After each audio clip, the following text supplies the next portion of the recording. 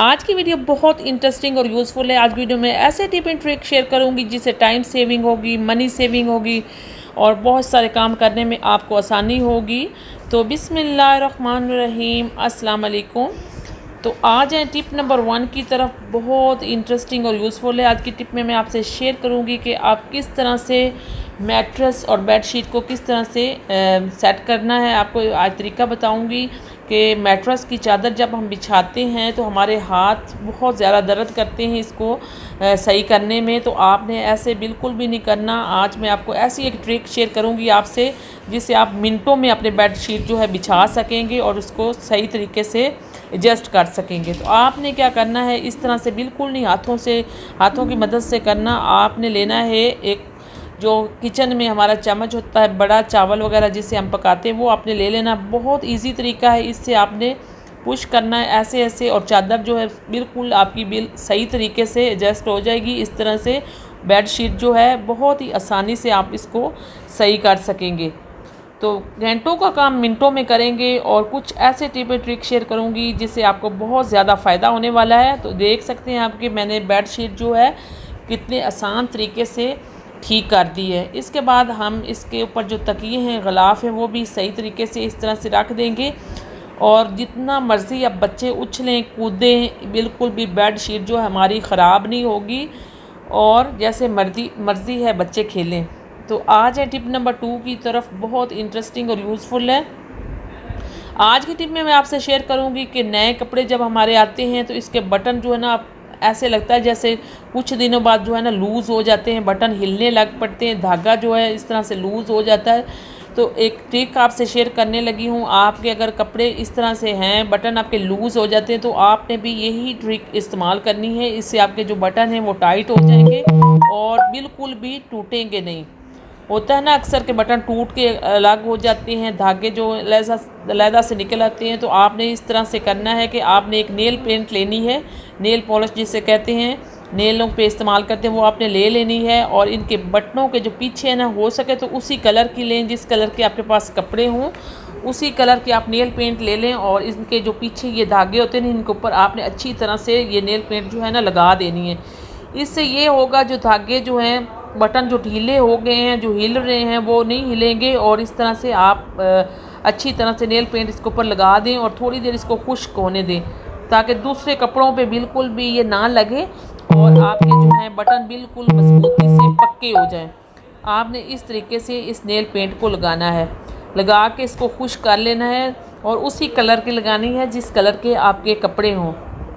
तो आप देख सकते हैं कि जहाँ जहाँ से धागा जो था ढीला था वहाँ पे मैंने लगा दी। अब इस तरह से आप इनको खुश्क कर लें, जैसे मर्ज़ी आप यूज़ करें, ना तो ये धागा टूटेगा और ना ही बटन टूटेंगे। अगर आपके नए कपड़े हैं तो उन पे भी ये ट्रिक यूज़ कर सकते हैं। अगर आपके पुराने कपड़े हैं जो अभी तक इस्तेमाल कर रहे हैं, उनके पे ये ट्रिक आप यूज़ कर सकते हैं। तो चलते हैं अगली ट्रिक की तरफ। बहुत इंटरेस्टिंग और यूज़फुल है, इससे भी आप बहुत ज़्यादा फ़ायदा उठा सकते हैं। तो आप देख सकते हैं कि बटनों को मैंने सारों को बंद करके भी आपको दिखा दी है। इस तरीके से आप अपनी शर्टों को, दूसरी शर्टों को, कमीज़ों के बटन जितने भी हैं आप इस तरह से कर सकते हैं। तो अगली टिप जो है वो भी मेरी बहुत यूज़फुल है, बहुत ही इंटरेस्टिंग जी। तो यहाँ पे हमने एक सिंक में आ गए जो हमारे किचन का सिंक है। तो आप इसको अच्छी तरह से मैं बंद कर दूँगी, बंद करके यहाँ पे नलके को खोल दूँगी। अब मैं क्या करने लगी हूँ ये आगे जाकर आपको पता चलेगा। आपने इसमें जो है पानी भर लेना है, थोड़ा सा पानी भर लेंगे और इसमें मैं सरफ़ ऐड कर दूँगी। सरफ़ ऐड करने के बाद मैं इसमें जो है ब्लीच हम कपड़ों के लिए यूज़ करते हैं, कलर कपड़े हों या वाइट कपड़े हों उनके लिए इस्तेमाल करते हैं, थोड़ी सी आपने वो ऐड कर देनी है। और साथ ही आपने मीठा सोडा जो इस्तेमाल करते हैं, जिसे बेकिंग सोडा भी कहते हैं, वो डाल देना और डिश लिक्विड भी आपने इसमें डाल दी। ये काफ़ी सारी चीज़ें मैंने इसमें ऐड कर दी हैं। अब इससे हम क्या करेंगे, क्या काम लेंगे, आगे चलकर आपको बताऊंगी। आपने इसको अच्छी तरह से पहले हाथ की मदद से मिक्स कर लेना है इस लिक्विड को। और इसके बाद हम जो बच्चों के स्कूल का बैग होता है वो आपको पता है बहुत ज़्यादा गंदा हो जाता है और इसके ऊपर बहुत ज़्यादा दाग होते हैं। तो आपने इसको इसमें भिगो के 10-15 मिनट के लिए इस तरह से रख देना है और उसके बाद आपने देखना है कि ये देखें 10 मिनट के बाद आप देखें कि जितनी भी मैल कुचैल थी वो सारी निकल चुकी है, पानी में आ चुकी है।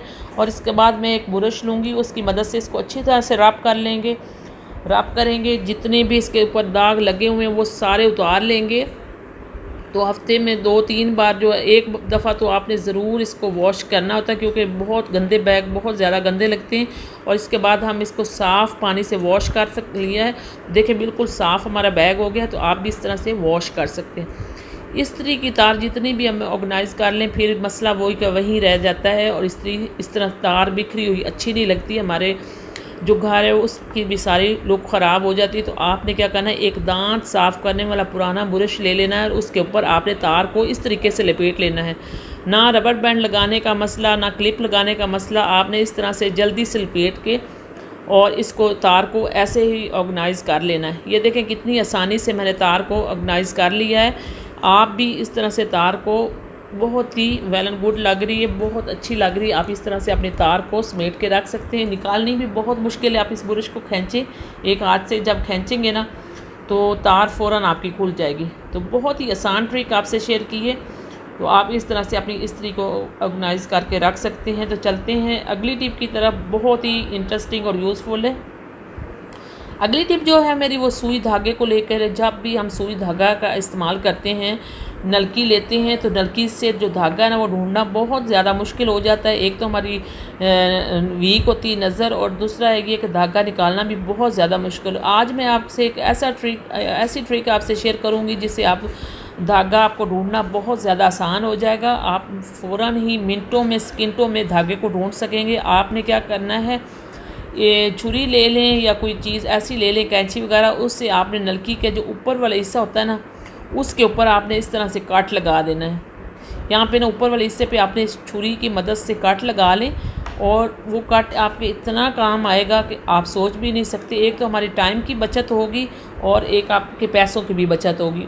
क्योंकि जब हम धागा ढूंढने बैठते हैं ना, तो हमारा बहुत सारा टाइम जो है ना धागा ढूंढने में ही ज़ाया हो जाता है। तो आज के बाद आपने ऐसा नहीं करना, और धागे को आपने निकाल के नलकी के जो ऊपर वाला हिस्सा होता है, जो हमने कट लगाया, उसके अंदर इस तरह से डाल देना है।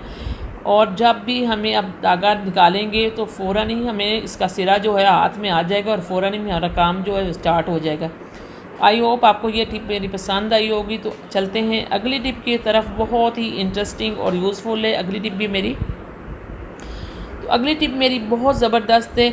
अगली टिप जो है हमारे पुराने सेलों को लेकर है। जितने भी हमारे घर सेल होते हैं पुराने, लेकिन कितने महंगे महंगे हम लेके आते हैं, लेकिन वो जो होते हैं कुछ देर चलते हैं फिर ज़ाया हो जाते हैं, फिर चलने का नाम नहीं लेता। फिर हम बाज़ार से नए लेकर आते हैं। लेकिन आज मैं आपको ऐसी एक ट्रिक शेयर करूँगी आपसे, जिससे आप पुराने सेलों को भी यूज़ कर सकेंगे, पुराने सेल को भी इस्तेमाल में ला सकेंगे, और अपने मनी सेविंग कर सकेंगे, अपने पैसों की बचत कर सकेंगे। तो आपने क्या करना है, इन सारे सेल जितने भी ख़राब हैं, जिनके ऊपर वो जो होती है ना जंगाल लगी होती है वाइट कलर की, वो हैं, जितने भी सेल आपके घर में ख़राब हैं, आपने सारे इकट्ठे कर लेने। चाहे एसी का रिमोट का सेल हो, टीवी का सेल हो, एसी का सेल हो, चाहे किसी खिलौने के सेल हो, सारे आपने एकदम एक प्लेट में या किसी भी चीज़ में आपने इकट्ठे कर लेने, वो आपने ले लेने। इसके बाद मैं आपको दिखाऊंगी कि ये देखें इसके ऊपर भी कितनी उल्ली जमी हुई है, जो वाइट कलर की होती है वो जमी हुई है। वो सारे सेल आपने ले लेने, और यहाँ पे तवा ले लेना। अपने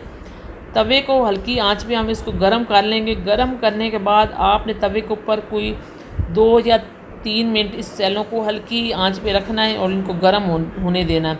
जब ये सेल गर्म हो जाएंगे ना, तो उसके बाद आप ऐसे लगेंगे जैसे आप बाज़ार से जो है ना नए सेल ख़रीद के लाए हैं, ऐसे यूज़ करने में। अभी अब मैं आपको डाल के दिखाती हूँ कि कितना ये ज़बरदस्त काम करने लगेंगे। तो ये मेरे एसी का रिमोट है, तो मैं आपको इसमें सेल यूज़ करके दिखाती हूँ। ये देखें अभी ये देखें चल गए।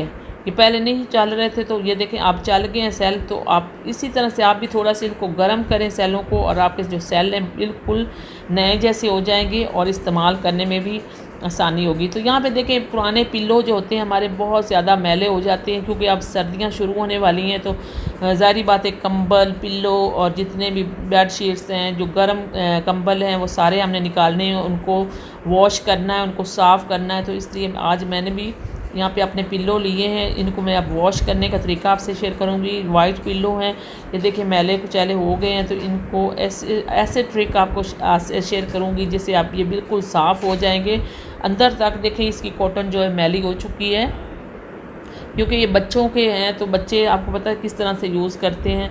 तो इस तरह से अब मैं वॉश करने का तरीका आपसे शेयर करूंगी। ये बिल्कुल वाइट हो जाएंगे, जितने भी दाग हैं, जितने भी निशान हैं, ये सारे छूट जाएंगे और साफ़ सुथरे आपके पिल्लो हो जाएंगे। तो आए मैं आपसे बताती हूँ आपको कि किस तरह से आपने इनको वॉश करना है। सबसे पहले आपने यहाँ पे लेना डिश लिक्विड, ये भी ऐड करेंगे। यहाँ पे मीठा सोडा है थोड़ा सा, ये ऐड करेंगे। और यहाँ पे नमक है, नमक भी डालेंगे। और यहाँ पे मेरे पास सरफ़ है, ये भी डालेंगे। ठीक है, नमक, मीठा सोडा और सरफ़ डालेंगे और डिश लिक्विड भी हम डालेंगे। और उसके बाद ब्लीच है, ब्लीच आपने लाजमी डालनी, इससे जितने भी निशान होंगे वो ख़त्म हो जाएंगे, जो पुराने से पुराने निशान हैं वो भी ख़त्म हो जाएंगे। तो आए मैं आपको, मेरी क्योंकि ओपन डोर वाली है वॉशिंग मशीन, ऑटोमेटिक है, तो मैं इसमें धो के आपको दिखाऊंगी। तो यहाँ पे मैंने 2 पिल्लोज़ डाल दिए हैं इसमें। और इसके बाद मैं आपको बताऊंगी कि किस तरह से आपने इसको 30 मिनट पे इसको सेट करना है।